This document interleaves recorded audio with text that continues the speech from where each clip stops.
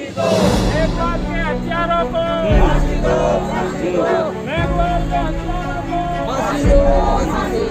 और जो अभी घटना हुई है वो इंद्र कुमार जो राजस्थान में जो बच्चे के साथ हुई है, आप देखिए इससे बुरा और क्या हो सकता है। एक बच्चे ने पानी ही तो पिया था, एक उस मटकी से 2 रुपए की मटकी, उसकी मानसिकता उस जो टीचर की अच्छी होती तो दूसरी मटकी ले आता, यानी बुद्धि नहीं है।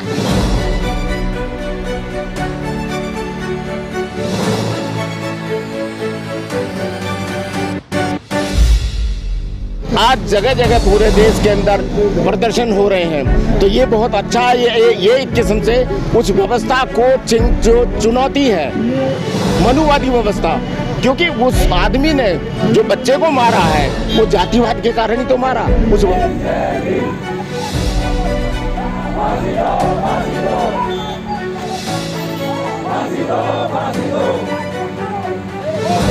सही बात बताएं, अभी जो व्यवस्था चल रही है पूरे भारत का सिनेरियो, न्याय नहीं मिलेगा।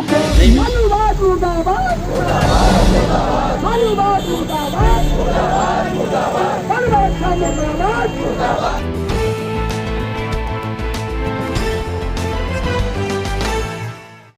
सर क्या कहेंगे, पूरे देश में जालोर की घटना को लेकर उबाल है, जो दलित संगठन है, दलित समुदाय के जो लोग हैं वो इस बात को लेकर काफ़ी आक्रोशित नजर आ रहे हैं, लगातार कैंडल मार्च कर रहे हैं।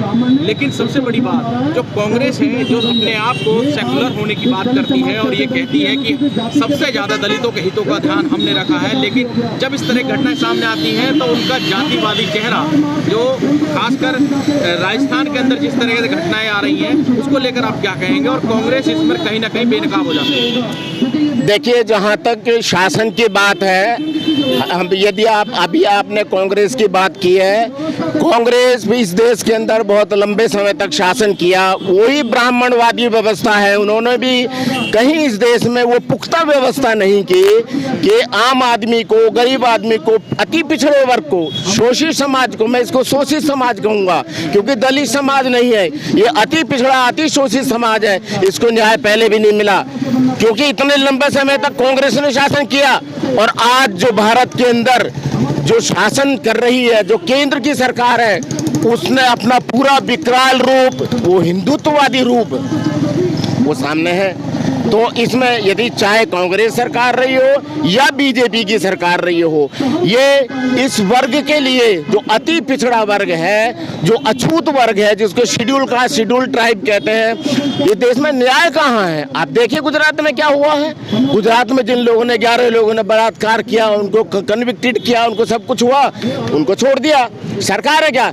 ये मानसिकता वही है। ये खाली शासन के नाम पर ये हमें दिखाते हैं कि हम न्यायविद हैं। हम चाहते हैं इस देश का सुप्रीम कोर्ट इसमें स्वतः संज्ञान ले, और जो अभी घटना हुई है वो इंद्र कुमार जो राजस्थान में जो बच्चे के साथ हुई है, आप देखिए इससे बुरा और क्या हो सकता है। एक बच्चे ने पानी ही तो पिया था, एक उस मटकी से 2 रुपए की मटकी, उसकी मानसिकता उस जो टीचर की अच्छी होती तो दूसरी मटकी ले आता, यानी बुद्धि नहीं है। सर, केंद्र सरकार में कई मंत्री ऐसे हैं जो राजस्थान से आते हैं, सांसद जो हैं चुनकर, और वो केंद्र सरकार में कैबिनेट मिनिस्टर भी हैं।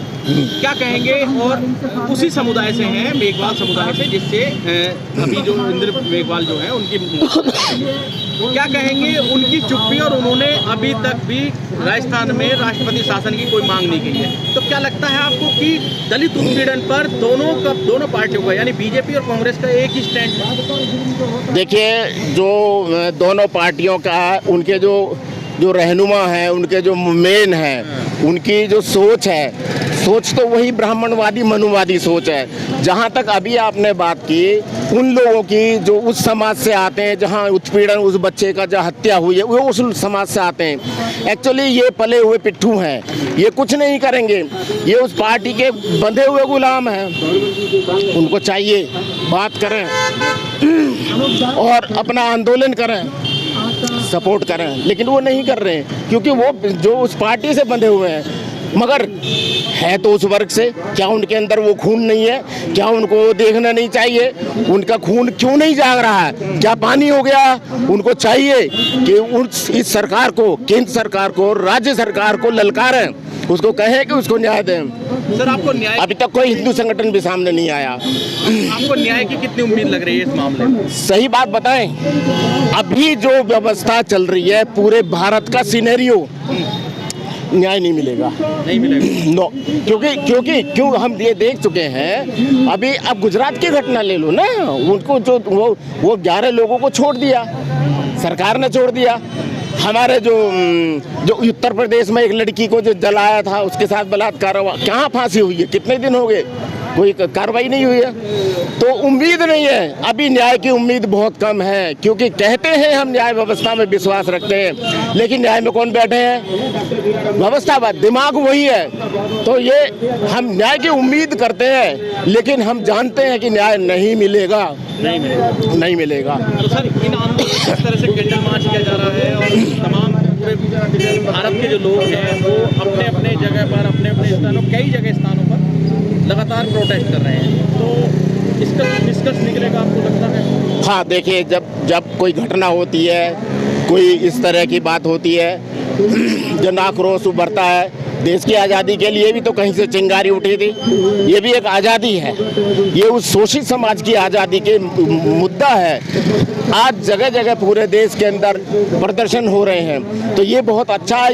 ये एक किस्म से उस व्यवस्था को जो चुनौती है, मनुवादी व्यवस्था, क्योंकि उस आदमी ने जो बच्चे को मारा है वो जातिवाद के कारण ही तो मारा, उस व्यवस्था के कारण मारा। इसी सदन में भी आवाज नहीं उठी है, ना लोकसभा में ना राज्यसभा में इस मामले को लेकर, खासकर दलित समुदाय का कोई भी प्रतिनिधित्व इस पर खुलकर बात नहीं कर रहा है। ये हमारा दुर्भाग्य है। सही पूछिए, कांग्रेस की अगर हम सही पूछिए तो ये बहुत बड़ा दुर्भाग्य है। दुर्भाग्य कहें या जो भी कहें, क्योंकि हमारा जो नेता जाता है, जो इस वर्ग का नीचे जाता, वो रिजर्वेशन की सीट से जाता है, उनके रहनुमाई के, उनके रहमो करम पर जाता है। तो ये जो बंधे हुए पिट्ठू हैं, इनको कहेंगे बंधे हुए गुलाम, ये नहीं बोलेंगे। इनको पता है कि तेरी कुर्सी चली जाएगी, लेकिन ये मानसिकता जब तक हमारे, आज देखिए पार्लियामेंट के अंदर 130 कितने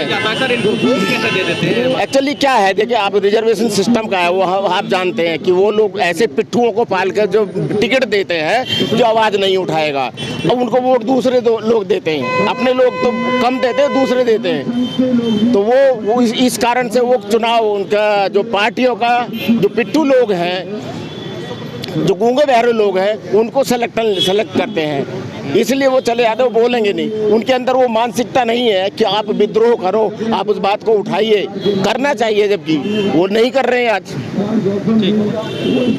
इस वीडियो में कही गई सभी बातें वक्ता की अपनी राय है, जिसकी पुष्टि हम या हमारा चैनल नेशन टाइम नहीं करता।